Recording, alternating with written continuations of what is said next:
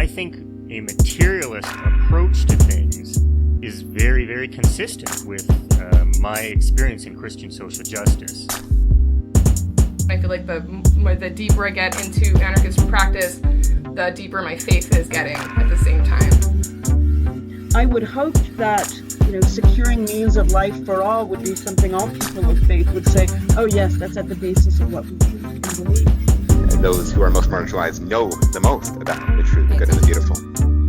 To me, it's less that I think building class solidarity is a bad thing, as much as it seems like if you don't attend to things like anti-Black racism, that's always going to get in the way of building class solidarity, actually.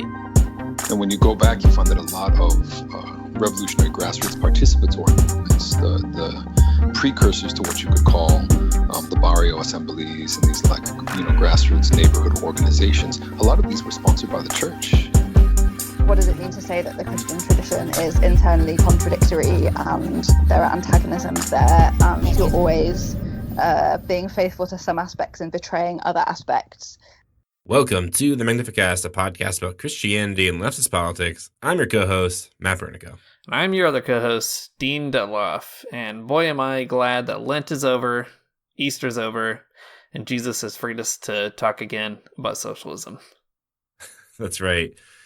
Don't get me wrong, I love Lent, I love Easter, but I do love that it's over. I love that we're free from the burden of having to produce content around those topics in particular. We were starting to become, we're drifting way too close into theology territory, and I'm glad to get out. Yeah, totally. I mean, it was fun. I think I learned a lot of things. I've read the Bible more than I probably ever have in my entire life. No, not really. Just kidding. But it was fun. But it's over now. We can talk about other things. So we're going to take a break from theology. We're going to take a break from the Bible, I guess a little bit. We're just going to take a minute to talk about another idea that gets us kind of excited on this podcast, participatory planning and socialism. That's right, folks. We love meetings. We love rules. We love highly regimented sort of steps to taking part in our government. You might remember a while back on the podcast, we did an episode about 21st century socialism in Venezuela. Really briefly, if you don't remember, participatory planning is an approach to building socialism that decentralizes the government and then hands over the power to the people pretty directly. In Venezuela, it's like, giving people power through the communes, which are a part of how just the government works there, which is pretty neat. So there are a lot of experiments with participatory planning around the world, but one we haven't really talked about much on our podcast is in Kerala, India. Dean, do you want to talk about Kerala? I do. Kerala is a really fascinating place. It is a state along the southern coast of India. It has a really fascinating history of communist governments and coalitions leading the state, and also kind of trading off with non-communist governments and coalitions. There's kind of a weird history of ping-ponging back and forth. But the first communist government was elected in Kerala all the way back in 1957, which is a pretty interesting time to have a democratically elected communist government. And since then, communists and their coalition government, which is the LDF, have been competitive, if not dominant, in a lot of elections. And like we said, winning government space in a variety of other contexts. And most recently, in 2021, the LDF won a re-election campaign in Kerala, which made it the first time that they were elected twice, and that any government coalition was elected twice in, I forget how long. But anyway, a kind of rare moment of people expressing trust in the party and in any governing coalition to continue governing. So it's a very fascinating place with an interesting history, but it also has a really neat model for doing socialism, and we'll talk a lot more about it. It is called the People's Plan Campaign. And to mark the victory of the LDF in Kerala recently and the successes of their pandemic response as well, a guy named T.M. Thomas Isaac, who was in the finance ministry in the Kerala government, the communist government, wrote a new book called Kerala, Another World is Possible. And Matt and I decided we got to get it. We got to learn what's going on in this really fascinating place. And what's really cool about the book is that it demonstrates the ways that real socialists have addressed this current moment that we're living through, right? It talks about how they've handled the pandemic. It also talks about the participatory planning, and it gives you kind of like a snapshot of the history leading up to that moment. So it's a nice little summation. So given all that, it's a good opportunity for Christians on the left to follow along and think a little bit maybe about how we could engage all this and learn from a very cool, very unique experiment in how to do socialism. Yeah, totally. There's a lot to say about the politics of Kerala, and two dudes who've never even been to India probably aren't the ones to be saying it. We'll say that at the top of the episode here. There's nothing like having a podcast and constantly discrediting yourself. I think that's a good idea.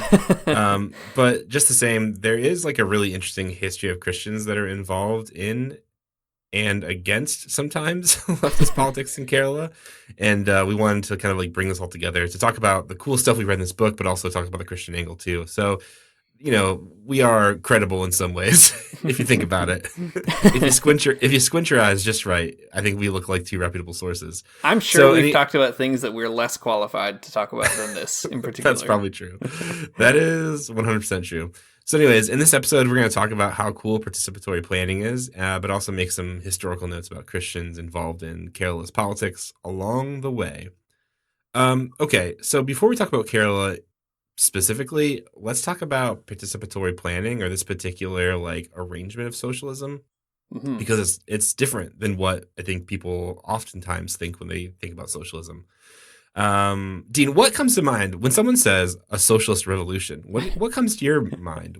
Paint me a word picture of what socialism means for you. Right. Well, okay, two different questions. You said first, socialist revolution. What comes to mind for me for that is historical revolutions in countries like Russia, China, Cuba, Vietnam, right? Revolutions that are massive social upheavals and then also face huge burdens of trying to figure out what to do, how to build a socialist country, both in the midst of civil war and then also beset by all kinds of other challenges.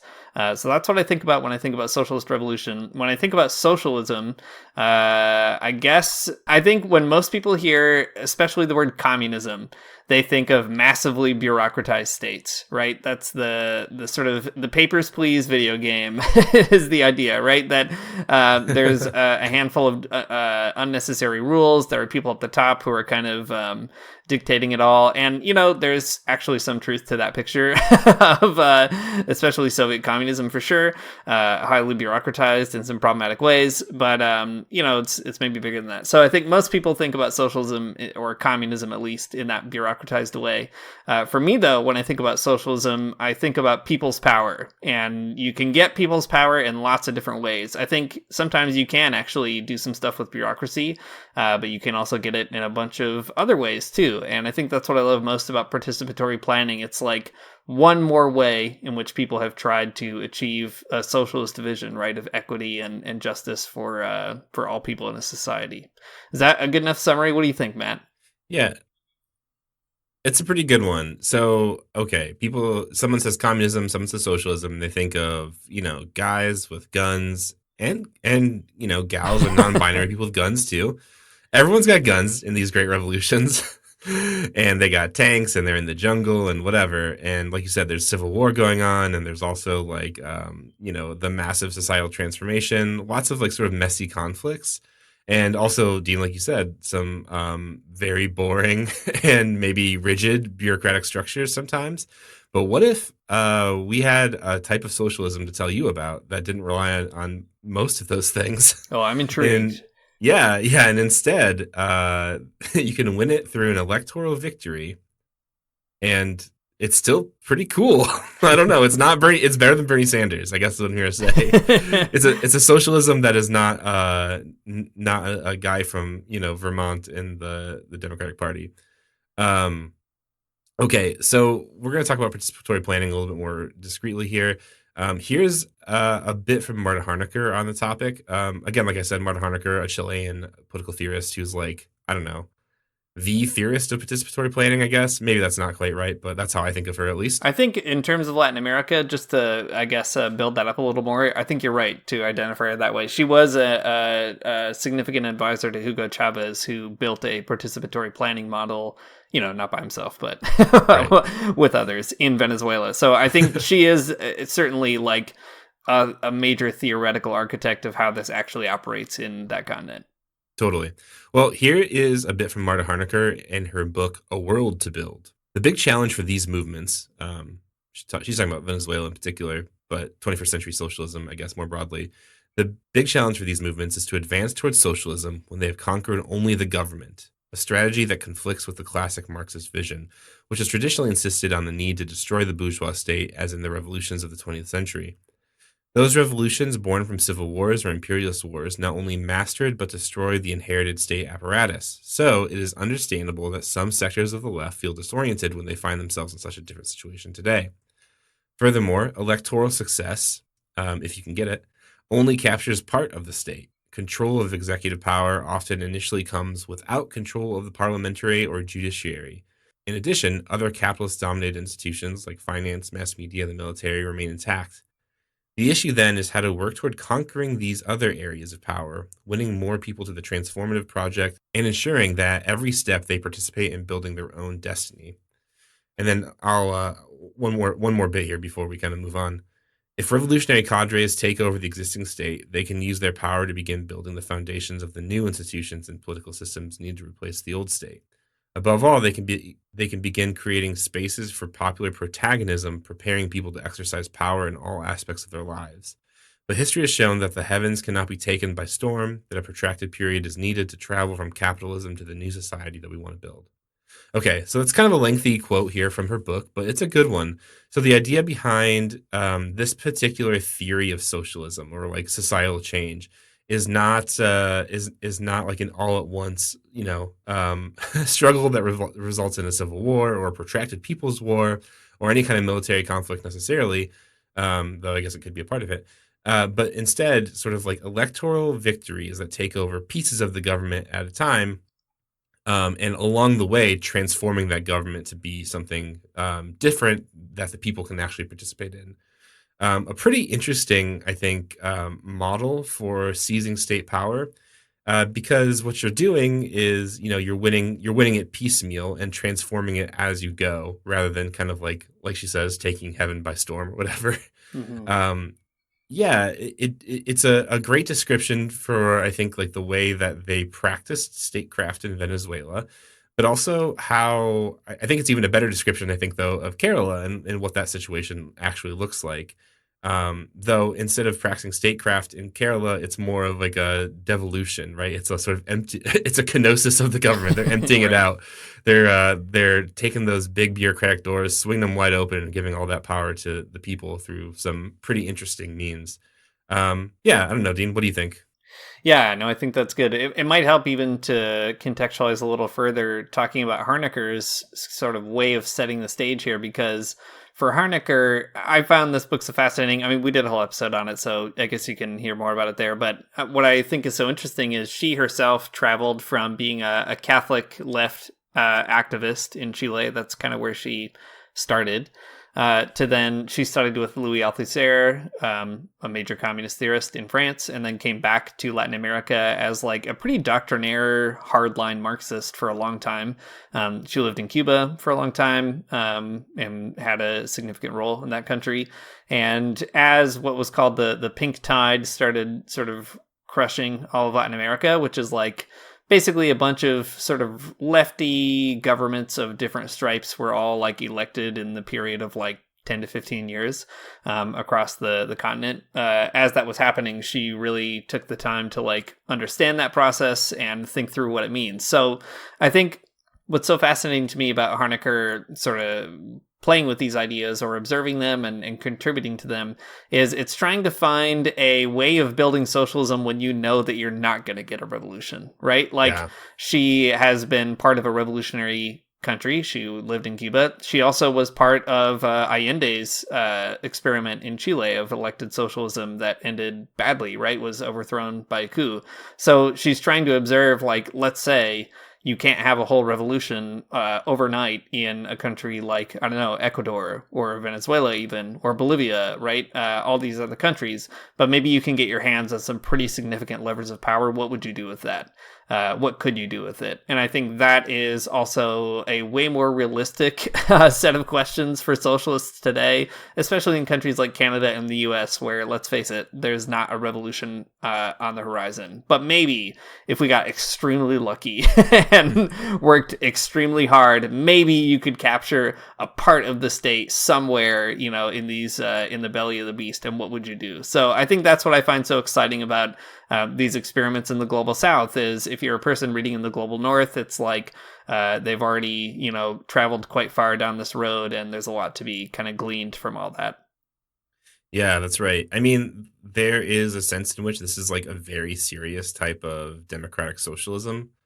Because it hinges on winning an election and then transforming what you've won. And it's cool, man. I don't know. To me, it's really exciting because it does seem extremely possible.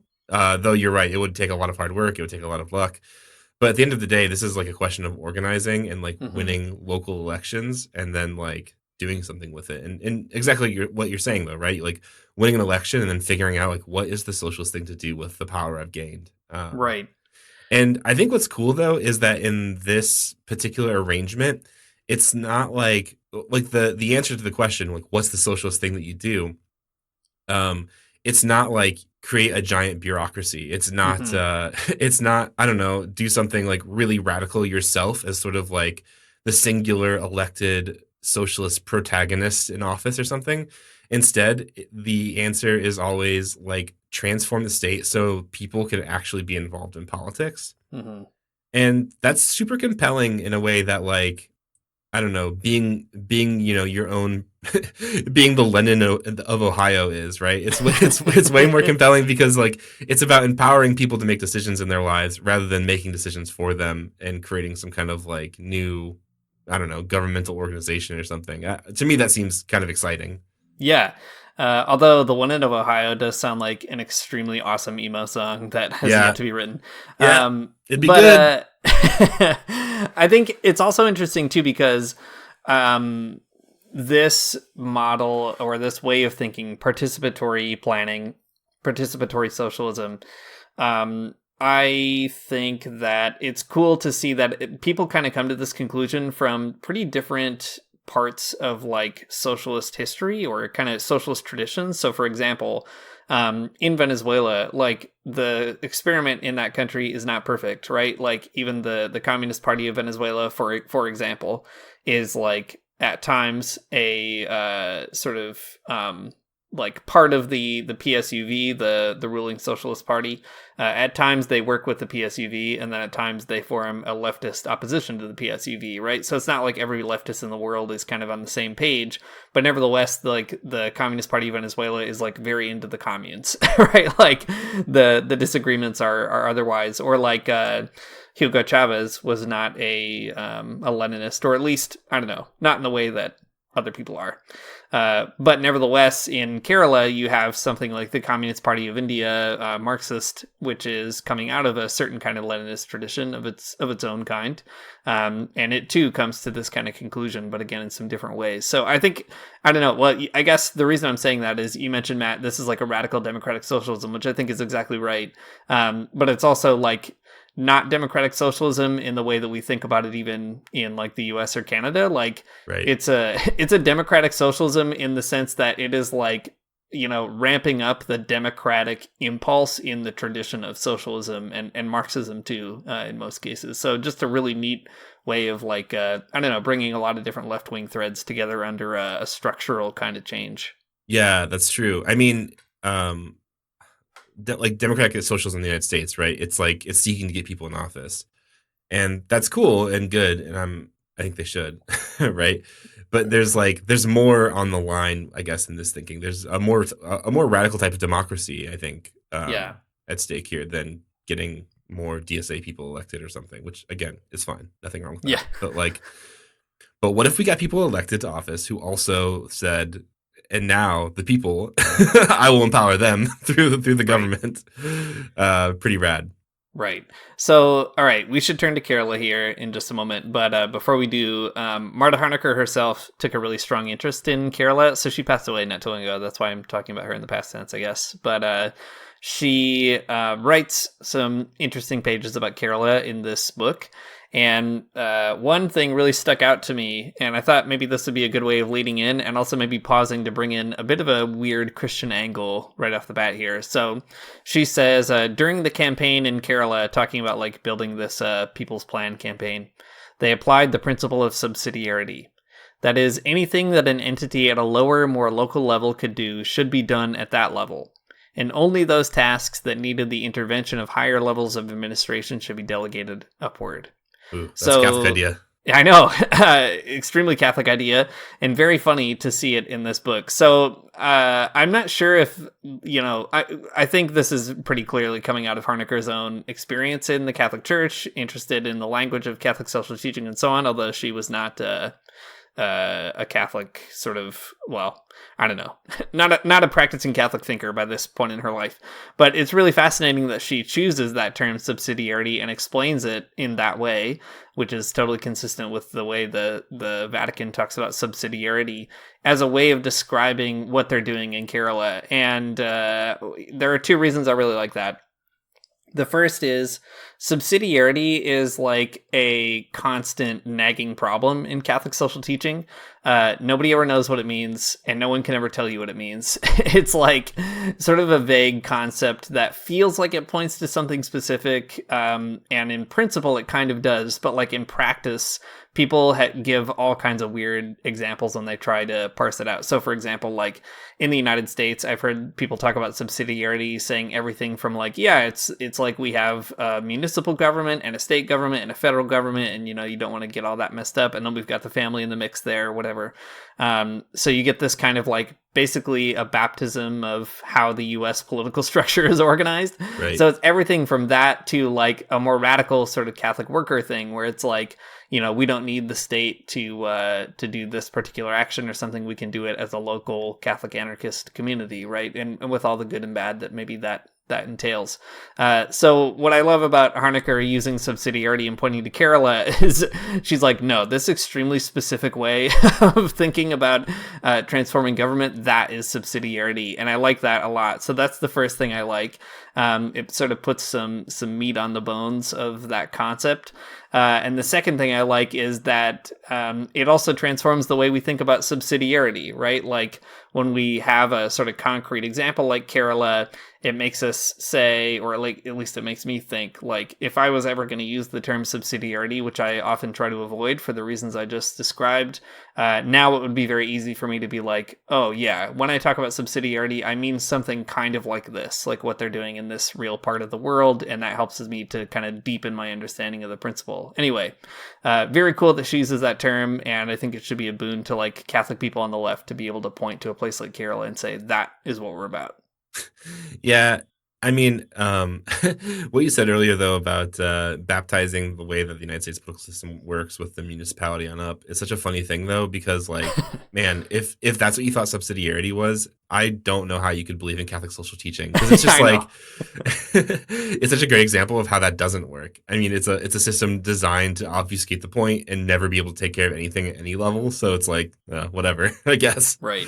But yeah, I mean, I think when we talk about it more specifically here in a minute, I think subsidiarity even makes more sense in terms of people's planning. But I think this is the right definition of subsidiarity. This is the one that I like for sure. Yeah, and I guess I like it too because, we've talked a handful of times on the show in the past about Catholic social teaching has a lot of contradictions and problems and issues, and Pope Francis even is ready to say that, so I appreciate that about him. It is not like a extremely clean, unified set of, programs that you could just implement in a society, even though some people wish that it was. But there are these radical moments in Catholic social teaching, and I think it's actually worth pointing out what they are and what you can do with them. So, the preferential option for the poor, for example, is maybe the big one. Solidarity, these are like parts of Catholic social teaching officially that make a big difference. And subsidiarity is also part of it. And I find, I guess, that it's almost always invoked as a way of de-radicalizing people, or being like, look, I'm not talking about a revolution. All I really want is this kind of subsidiary model where we have all the institutions kind of working in harmony, right? And it's like, okay, sure, let's talk about that, but let's talk about it in this specific way. Like leaning into the radicalism of subsidiarity by pointing to Kerala is such a cool little subtle nod, I think, that Honaker is pointing to here. Yeah, absolutely. All right, well, let's talk more about this Kerala book that we mentioned at the top. It's by T.M. Thomas Isaac, who was the finance minister in Kerala, and it is a cool book. I like it a lot. Let's start off here at the very cover. The graphic design for the cover, fantastic. I love it. It's got a nice blocky italicized font that says Kerala, and it's in red, and it looks good. Listen, I know podcasts are not a great place to talk about the visual medium, but I did it, and I think it's fine. You can look it up online. It looks great. The book is super neat, though. It tells you about kind of the history of politics in Kerala, and then which is illuminating because I know I didn't know anything about India kind of coming into this, which is my own problem. But anyways, I learned a lot of things about sort of the ways that I don't know, like the Gandhian movement is complicated, and how communism is complicated, and how the church is complicated.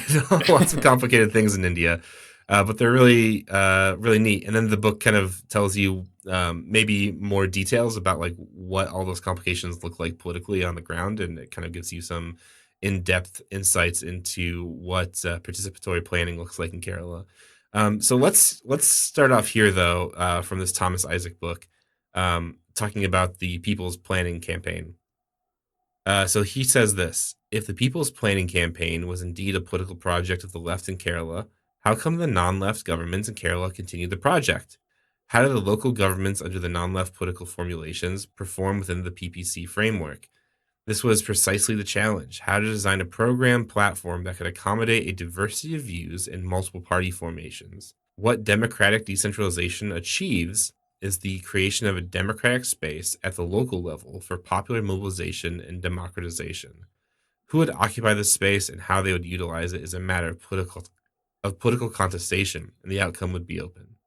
So this is kind of like what the terrain looks like in Kerala, and I think it's really a really critical part of the story, right? So, like we said at the top of the show, in 1957, a communist government gets elected to Kerala, this like state in India, right?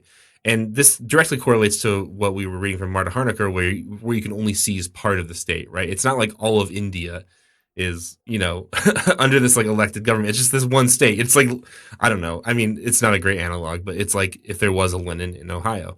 But like the key here is that, you know, the communists were elected in this one particular state, and they had sort of like some say over the government there, right? And like we also were mentioning earlier, there's lots of ping pong back and forth. There's sort of like, you know, different parties that ebb and flow. There's sometimes when, you know, the communists don't get elected, and that's a whole thing. But what they do is really fascinating. And instead of building a giant governmental bureaucracy, they start this campaign, the People's Planning Campaign, that provides a framework for how politics are going to work in Kerala, no matter who's in charge, right? So regardless of whether the communists are in charge or not, the People's Planning Campaign creates sort of an infrastructure so that there is a way that democracy happens in Kerala, and regardless of who's in power, I mean, like, that matters for sure. But the basic framework will still kind of be there. It's kind of baked into the political structures of the state, and in a certain way of thinking, like, that makes socialism a little bit undefeatable, right? Even if the government is, even if the communists, even if the socialists, even if the LDF is not in charge, there's still a sense in which the people have a whole lot of power to do what it is they want to do. I think that is what's so fascinating about the model. So in the history of communism and socialism, the states that last tend to be the ones that have, you know, a big one-party state that makes everything go the way it goes. And some of them are more participatory than others. You know, Cuba, for instance, has like a very participatory democracy, even though it's a one-party state. as opposed to others that are maybe harder to parse out. What is so fascinating about Kerala is they can't rely on having a monopoly of political power. In fact, they know basically that once they're in office, their victory is going to be very fragile, and they're probably going to be out of office. So they only have, X amount of years to get something done, and then they're going to wait around. And so this kind of solution, or this idea for the People's Planning campaign, it came about in the 90s, and it's very, very radical. So the idea is, like Matt was just saying, they've only captured part of the government. They don't have the federal government, which is actually quite antagonistic to Kerala in a lot of different ways. And not only under the left-wing governments, just in general, because India's a big country with a lot of things happening. And in some ways, the federal government can be friendly to the left-wing governments at different points. I don't know. It's a long, complicated story, like Matt was saying. But, the fact is they have these kind of like ceilings of limitation. So the solution, if you can't build a big state and you can't have a one-party rule over that state or whatever, what are you supposed to do? The solution was almost to go in the opposite direction. So they allocated between 30 and 40% of state funds to go directly to local governments. And then they created a process by which people are organized into different assemblies. We'll maybe talk about the process in a minute. But then they, from those kind of identified needs, end up basically having those funds given to them from the state government to do what they think they should do in the community. So it was introduced under a left-wing government in the 90s, but then it continued to survive even as left-wing governments came in and out of power. And it's such a fascinating thing because the ultimatum, I guess, that the infrastructure offers is like...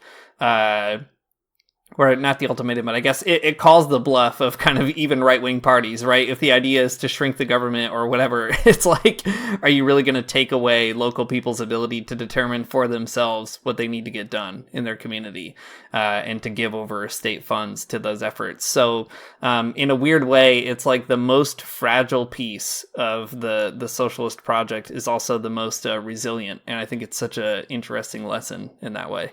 Yeah, totally. I mean, there's something kind of algorithmic about it where it's just like, these are the rules to our government and we've created it. We've kind of, set it out here. And maybe the people in charge, they'll change places, but this, like, the fundamental rules can't be. Like, the fundamental rules of Kerala are such that, the people have to be in charge. The people have to be making these decisions. Unless, like, unless another huge societal transformation came and changed it all, which is possible, but, like, it'd be a big problem. It's not like it could happen overnight. Well, here's another bit, I guess, that's kind of an important piece here from the Thomas Isaac book that we've been talking about. He writes, from the outset, the People's Planning campaign demarcated itself from neoliberal decentralization programs that were being advocated by international agencies like the World Bank as part of their structural adjustment programs.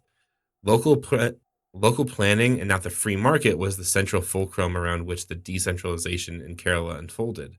Devolution can be a strategic response of the affirmative democratic state to the neoliberal onslaught. So this is important because decentralization can have different types of character, right? Like in Kerala, the decentralization that's happening is, like I said a minute ago, and I kind of like this analogy, but it's like a kenosis of the government into the people. Mm-hmm. It's emptying out all of the things that governments do and kind of handing it over to the People's Planning campaign. It's like all these different local bodies are now going to start doing the things that the government did do. And that's markedly different than a type of neoliberal decentralization, which empties out the government, and instead of giving the powers and responsibilities to the people, they give them to like Lockheed Martin or whatever, right?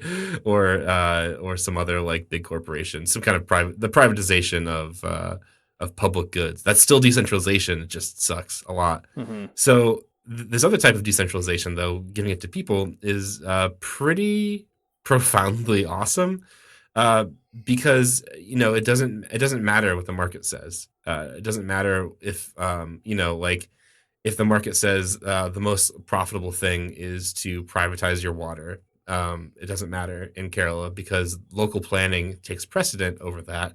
And if the people of Kerala don't want their water privatized, it will not be. And that's pretty cool. Yeah, and it's great to pull out the difference between the international pressures, too, because like we've talked about on this podcast before, the World Bank, the IMF, these other international bodies, what they want in the global south is to make the whole world smoother for capital flows, right? That's the modus operandi of these kind of international capitalist schemes, is to allow capital to come back to the global north as quickly and easily as possible and to extract as much as they can. And so the way that they do that is they offer all kinds of loans and monies to poorer countries in the global south or developing countries. And the strings attached are that in order to receive the money, they have to privatize a bunch of stuff. So maybe they already have a robust education system or healthcare, or public transit is usually a big one. The strings attached will be you have to privatize that or eliminate state funding. And it, the what you get in return, so the theory goes, right, is access to foreign capital. You get access to foreign investment, and the hope is that that kind of capital and investment will then give you a bigger base on which you can develop your society. And, surprise, decades later, that has not been the case in the global south. And so what's really neat about this experiment is it's I guess, kind of accepting that they're not really going to ever have the means to create a more centralized structure. And so the way to resist neoliberal decentralization is to just do it on purpose and do it with thought, and do it in a way that doesn't prioritize making the world smoother for capital, but rather making it more textured in a local way, right? Giving people, it basically is making a bet that if you give people participatory power, they'll want to keep it, as opposed to the neoliberal bet, which is, if you basically outsource all of the profits or labor that you can, then people will eventually magically sort of benefit from it and want to keep it, which of course they don't. So it's a really cool challenge to like international development policy in general. Yeah, the local planning part of it to me is so cool, because there's something so fundamentally like unobjectable to it. Because it's just like you could ask anybody on the planet. Well, I mean, I think you could ask most people on the planet at least. Do you want more of a say what happens in your local community, or would you want less? And like, I think everyone's going to say, yeah, I would like more. And then you can swoop in and say, well, listen, I know some socialists who want to make that happen for you. I think that's awesome. I mean, I don't know. It challenges the narrative of the big government socialist who wants to, I don't know, do all kinds of things in a bureaucratic way. I don't know, there's a type of power and a type of freedom in there that I think it really appeals to people who probably aren't even socialists or wouldn't even think of themselves as like that at all. So I don't know. Yeah, that's even a major piece of the campaign, right? Isaac says in order to get this going, they had to have buy-in from opposition parties. And I think that is also very funny. They just like invited the opposition to help them figure out how do we do this. And of course, not every local government is a left-wing government. And so there's all these kind of problems, but it really is like a deep kind of faith in the ability of participatory democracy to win out and outlast those challenges, which is a pretty huge gamble. I mean, It's the gamble that the left has never wanted to take and rarely takes for reasons that do make sense. Like, I want to make that clear. It makes a lot of sense that you don't do that in a number of countries, right? But to do it in a place like Kerala is such a cool thing, such a cool experiment to basically invite the possibility of losing your spot in the government, but knowing that nevertheless the kind of seeds that you planted you're going to be able to reap them the next time you're in government. That's pretty cool. Yeah, I agree. Okay, well, you might be thinking, hey, podcast guys, this sounds so interesting to me, but does it work? Is Kerala a place that you'd want to live? And the answer is yes. It's good. It works. In the Thomas Isaacs book, he has a whole bunch of charts that I think are pretty interesting. There's one that catches my eye every time I look through the book, and it's called The Comparison of Social Indicators of Kerala and India. And it's a chart that lists 1951, 2001, and 2021, sort of as like these like benchmark times or check-in times. And then the chart kind of just lists like the literacy rate, the infant mortality rate, the maternal mortality rate, life expectancy, a handful of other things, right? And it's kind of comparing how Kerala looks with regards to these statistics and how India looks. And like in all of these categories, Kerala is always kind of like better off than the rest of the country. For example, in 2021, 77% of the population of India was literate, but in Kerala, it's 96%. The infant mortality rate is 7 against 32 in the rest of India. So it's just like, these like statistics, they demonstrate that the people's planning campaigns, I think, work. I mean, whatever. I'm not a statistician or a social scientist, so maybe there's like some nuance here. But I think generally it shows the quality of life that there's, through local planning, there's a sense that Kerala is kind of better off than other places in India, which is quite interesting. Yeah, it is. It's also interesting because Kerala is not a super wealthy state in India either. It is historically very poor. It is mostly agrarian, and even still, it has not, Isaac says, like, it has struggled to basically find its own productive path forward. It struggles with unemployment even, right? Like, not even everyone has a job. Like mass unemployment, like big time unemployment. And that is also really astounding. I mean, to be able to achieve all that kind of stuff while also dealing with, real, like, if you don't have a big productive economy, and especially if you're like a primarily agrarian economy right now in the world, that is very bad, very bad for you, especially if you're a capitalist state. So, yeah, it's cool to see those statistics with everything stacked against Kerala. Totally. We need to talk about the religious angle here in a minute, but before we do, Dean, can you just walk us through quickly the participatory planning part? Yes. Okay. There is a moment where Isaac identifies 6 phases. He doesn't number them super well, so we might get them wrong, but here's what we could sort of parse out or abstract from it. So here are the 6 phases of these local plans. You might be asking, how does it work? And they do these plans every year, once a year. So the full year is like making the plan and also implementing it, and then they do another one. And there have been 25 years of doing this so far. So here's how it works. First, the people themselves identify issues in their local region through community assemblies called Grama Sabhas. I think that's what they're called, how you pronounce them. In any case, local communities, they identify their problems together. Second, the needs that get identified are prioritized by different delegates from those assemblies, and then resources and sort of problems like are kind of identified early on, like how would we have trouble maybe meeting these needs. So third, there's a task force that's assembled to create different prioritized proposals for projects that come out of those needs. Fourth, there's a plan document that also has financial analysis and strategies for fundraising, including the funds they can count on from the state government and also funds they can get from anywhere else, from NGOs to, somewhere else. Fifth, they have a voluntary technical core that it's basically like a group of volunteer experts who review all these plans, which is also pretty amazing. So they smooth out issues and, try to identify things that are achievable or not. And then lastly is the participatory implementation of the process. And that is also very interesting because so once they've got the whole plan, they have plans for these projects. The people who are responsible for carrying out the plan are also not just the state government, which doesn't have the capacity to do that necessarily, but it could be anybody from the church, Isaac mentions, to an NGO, to a local government themselves, to a local, neighborhood assembly, essentially. So whoever can pitch in to get it done, gets it done. So those are the 6 phases, from people identifying their needs to then getting those needs met through funded projects.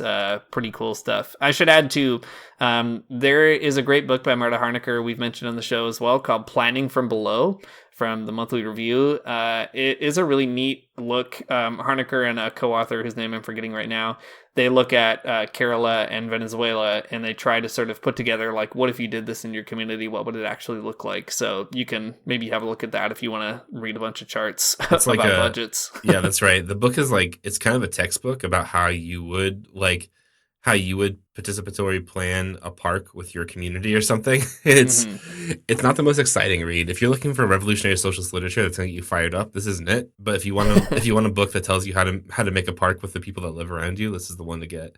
Pretty cool. Another thing to note too about all of those phases, there's also like training involved in all of them. So it's like everybody knows like what's going on in the process. I don't know. It's just like such a bizarre thing to think about because like I've been I've been emailing my city councilor for the last year and a half about like a traffic light, and like I've never heard back from them. And meanwhile, there are people who are getting stuff done in their communities, and they like are in control of it, and it's kind of amazing.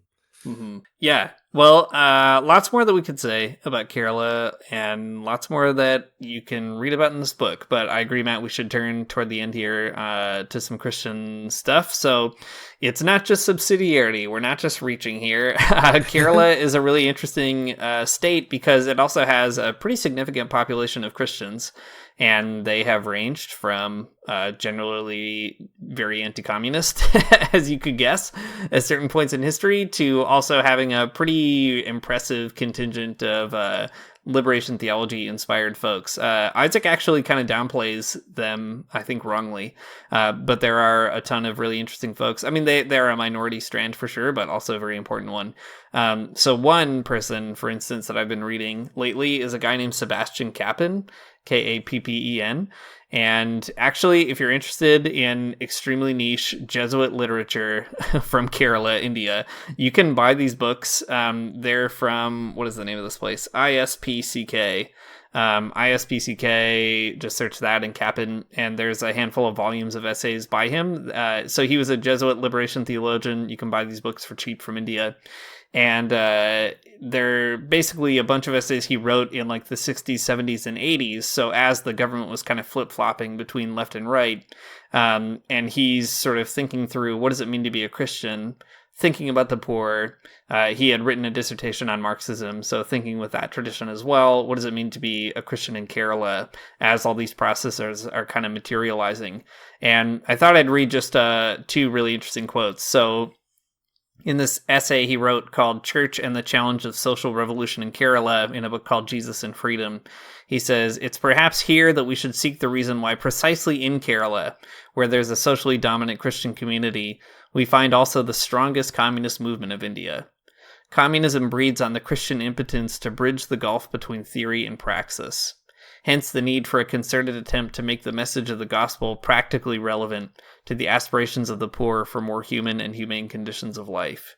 And what Kappen is saying more broadly in this essay is like communism has emerged in Kerala precisely because Christians just can't deliver. They say they care about the poor, but guess what? Everyone in Kerala is poor, and it doesn't seem to be changing. And he kind of has this really interesting calculus where he's like, whether you like communists or not, they're probably going to be the ones to lead the masses in Kerala. And the church has to decide if they want to lose all their members to the Communist Party or if they want to find a way of kind of having a more creative dialogue with it. So maybe what do you think about that, Matt? I'm going to pause there because I'm talking a lot, and then I'll read one more maybe quote on this. It's cool. He's right. It's good. That's what I think. Yeah, okay. All right, well, let me read this other piece, and then we can just chat about it for a moment. So Kappen says, there's these kind of two paths open to the church. Like, it can either be virulently anti-communist and try its best to care for the poor without the Communist Party, and, good luck is kind of what he says. But he says there's this other path that is kind of interesting, which isn't just, like, throwing in completely with the communists, but doing something else. So he says, any Christian action should include within its scope some form or other of collaboration with the communists. Neither will occasional selective collaboration with communists without creating an alternative democratic revolutionary movement be fully satisfactory from the Christian point of view. And so what he means by that is like we should work with the communists, but also create a broader kind of democratic front. Which, whatever, you could agree or disagree with that. But he goes on to say, Christians should form a democratic revolutionary front with the adherence of other religious believers based on commonly shared ideals. On the other hand, they should offer a critical collaboration to the Communist Party. They should judge each measure, each program sponsored by the communists on its own merits and offer or withhold support according to whether the objectives aimed at and the means to be employed align with their demands of justice and equality. And what's interesting about Kappen is, he's trying to hold these at kind of both arms length, I guess. On the one hand, he doesn't want like a Christian separatist revolutionary moment in Kerala. But he also doesn't want to say that we should just sort of uncritically join the Communist Party and its initiatives either. And there's a lot of historical reasons for that. Like the Communist Party of India, Marxist, was very powerful in Kerala, but also had led to some disillusionment in Kerala too, because like they would come into government, they would get some things done, then they would get booted out. And that kind of cycle creates a lot of like participation fatigue.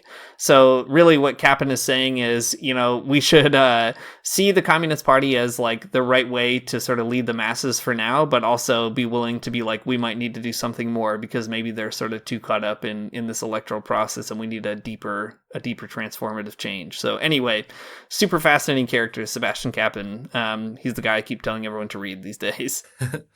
Yeah, well, I think it's an interesting approach, right? Critical engagement, critical support, but also, not being too overzealous by just throwing in with them. I think that's fair enough, especially for an organization, the Catholic Church, that is like broadly anti-communist. Pretty good, right? Exactly. Okay, so we've got Kappan here writing liberation theology stuff, right? About a way to engage with the communists in Kerala, and I think that's really interesting. Though there's all kinds of other examples where some pretty radical clergy, some priests and nuns in the Catholic Church, they do a little bit more than just sort of like critical support, I guess is maybe a way to put it. So I'm going to read this piece here. This is from an article in India Today from 1984 about a sort of like political conflict called the Fisherman Agitation. I mean, I don't know all the details of the story because, again, I'm just a guy on a podcast, but I can kind of set the story up a little bit here. So Kerala is a coastal region in India. It has like a giant coastal area. It's a big waterfront, and because of that, there's a lot of fishermen. So the government at the time, which was not the Communist Party, it was different people, a coalition of sort of like center parties. They were, I mean, basically what it comes down to, as far as I understand it, at least, they were trying to like overfish the coastal regions with some like sort of mechanized means. The fishermen were trying to put a stop to that. They wanted to have sort of like a period of time during the year where they did not fish, like 3 months they didn't fish, so the fish could repopulate. And I don't know, they just weren't having it. Governments are going to government, right? The fishermen weren't being heard, and that is a huge problem. So that led to this whole scenario, the Fisherman Agitation. So I'm going to read this bit here from the magazine. I think it kind of does a pretty good job of laying some of this out. So here it is. The Fisherman's Agitation, which is led by Father Thomas Kochiri of the Redemptorist Fathers Order, has bewildered the politicians and the church hierarchy of the state. Kochiri has organized the fishermen under a different organization full of words I can't pronounce because of my dumb American brain, under the acronym AKSMTF. He is aided by a group of militant Catholic priests and nuns. Sister Alice, one of the nuns, has begun a hunger strike, and then there's other women and priests in different regions who are fasting, who are doing the hunger strike. It says also recently fisherwomen and nuns paralyzed road and rail traffic near Trivandrum, which is a place in India, for hours in support of the AKSMTF demands. The involvement of the clergy has embarrassed both the chief minister, who handles the fisheries portfolio, as well as the traditionally anti-communist church, which supports his government. The powerful Catholic Bishops' Conference, which has so far maintained a studied silence on the subject, has begun a conclave to discuss the religious fallout of the agitation. The divisive efforts here of the Latin Catholic bishops have resulted in bloody clashes, they say. At present, the Kochiri group is better organized and is also alleged to be more violent. Accusations that his behavior is not fitting for a man of the cloth are brushed aside by Kochiri. He says, I may stand for a leftist ideology, but that does not mean I'm an atheist. The priests and nuns who are with me are not only religious, but also duty-bound to these poor fishermen. Kochiri is known in the coastal villages as Naxalachan, which means Naxalite father, which is sort of a reference to like an insurgent group in India. It also claims that his organization is actually just a trade union of all fishermen in the state. So, okay, on the one hand, we've got critical support from Sebastian Kappan, which is a good note, I think. But then also, this is what critical support maybe sometimes looks like, right? A real man of the people, a man of the fishermen. who's ready to kind of throw in with people who the government is happy to ignore. So I don't know, pretty cool. Thomas Isaac downplays and sometimes kind of paints the picture of the church in Kerala as sort of antagonistic only, but sometimes they were antagonistic to people who weren't communists, and that's interesting. Yeah, I mean, it probably is true. I think it is true. Even Sebastian Campen complains about it, that the church as a whole was anti-communist in Kerala. Totally, yeah. And there's lots of other things going on. Like, I mean, actually, Isaac talks a lot about some of the religious demographic makeup of the state, because there's lots of stuff going on with caste divisions, and there's a sizable Muslim population there as well, so lots of stuff going on. But anyway, really interesting though to note that there's, I guess unsurprisingly, right, you're going to find militant priests everywhere in the global South and nuns and sisters around these time periods. And Isaac says too, he credits like the church and other organizations with really laying a lot of the civil society groundwork that the people's planning process required later on. So that's really neat. But including, I think, building big unions of fisher folk and all that kind of stuff. So that is very cool to see for sure. There's also maybe something to be said too about the development of the CPIM. So CPIM, by the way, it's called that because there was like a split between the Communist Party of India and then the Communist Party of India Marxists. There's also a bunch of Maoists running around. It's a big country with a lot of stuff happening. So anyway, the CPIM, they're the ones who we're talking about basically here. They've had a really interesting development on religion as well. So they, I think, I don't know, I was doing a little research, like they do have some anti-religious rhetoric in their history for sure. And Capon complains about it a bunch in his essays, that he's like, I'm trying to work with these folks, but also they're like not helping me out by saying all this dumb stuff about religion. But the party itself has evolved quite a bit over the years, and there have even been quite a lot of Christian members of the CPIM. People pulled from Christian communities, which is very significant. Isaac mentions a few of them too. But even more recently, in the last election, the voter share among Christians went up for the CPIM in like the most recent 2021 election. Something like 39% really or something like that. Yeah, exactly, 39. Which again, not a huge majority, but still very significant. Yeah, a sizable minority, which is great. Yeah, so it's cool to see both the parties developing and maybe even, who knows what the future will be like, but even the Christian community in Kerala is developing on that as well. So, and if you like Google around, you can find all kinds of, there's like a handful of bishops who are friendly with the CPIM. There are some like Christian candidates who run explicitly as Christians for the CPIM. So it's also a really interesting place with some experiments in like Christian Marxist dialogue today in the 21st century, which is fun to see. We don't talk about that very much these days.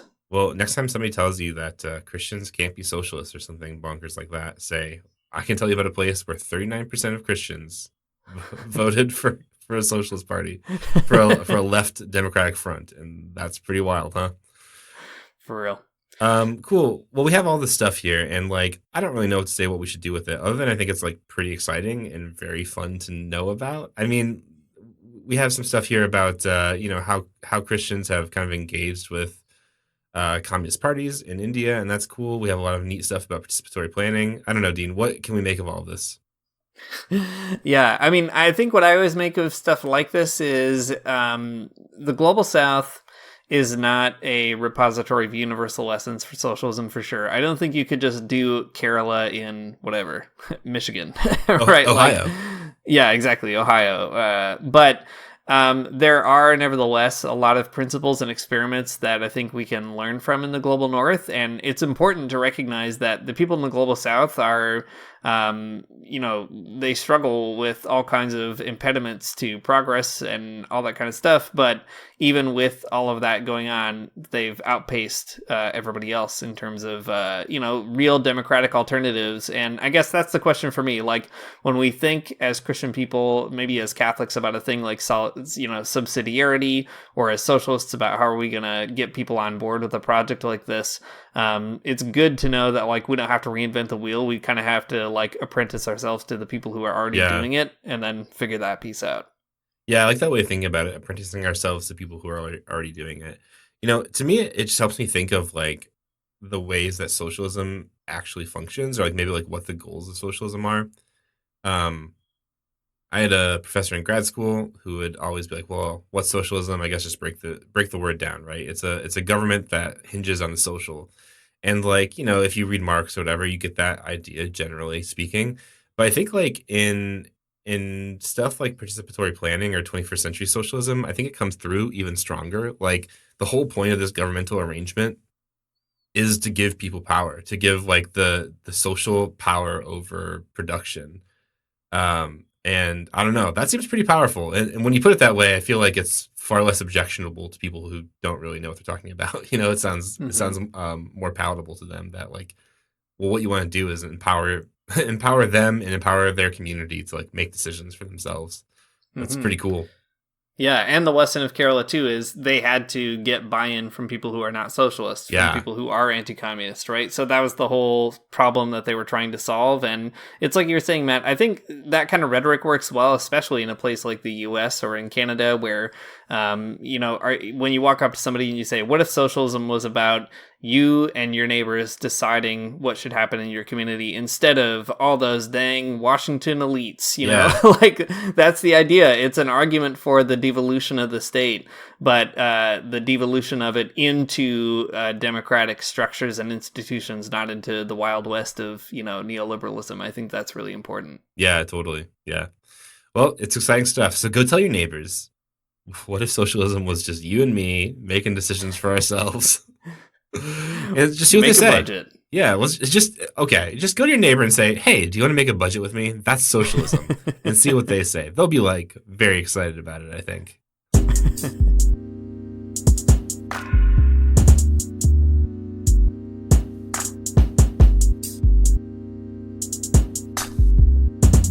Thanks for listening to the Magnificast. If you like what you heard, you can support us on Patreon at patreon.com/the Magnificast, and we'll use that money to make our big budget for funding the Lent of Ohio to deliver us all in a participatory way in the Midwest. You can find us on social media. Let's see. If you support us on Patreon at $2 or more, you can also join a Discord where we're talking even more about all this kind of stuff.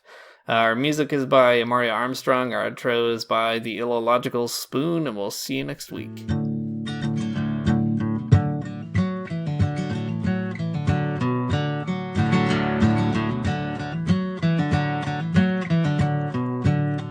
I don't wanna get up for church in the morning, souls alive. Heaven come to earth and there won't be no church. We'll meet down by the riverside. There we'll swim with all creation. Never get tired, never bored. Don't worry, someday there'll be no dam between us and our Lord.